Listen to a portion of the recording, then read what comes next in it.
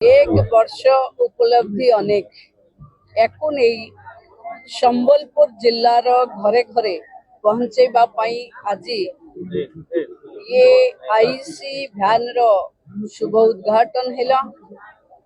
सरकार को तरफ जनसाधारण सहयोग आमे आशा रखुचु। गोटे वर्ष रे जनहितकर काम अनेक ये सरकार करिछि। 24 वर्षर सरकार जहाँ करि न पारिथिला माननीय मुख्यमंत्री मोहन चरण माझी नेतृत्व रे 24 मिनिट रे से भली उपलब्धि आम पाखे अच्छी।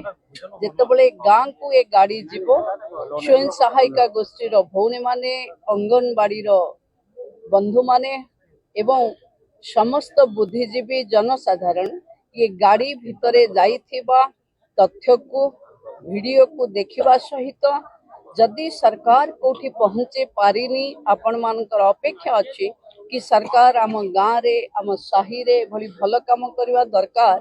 आपनकर फीडबैक फॉर्म भरी आपण माने से गाड़ी रे जे से आमर सेक्टर ऑफिसर गाड़ी रो इंचार्ज अछंती तांको दबा पई अनुरोध।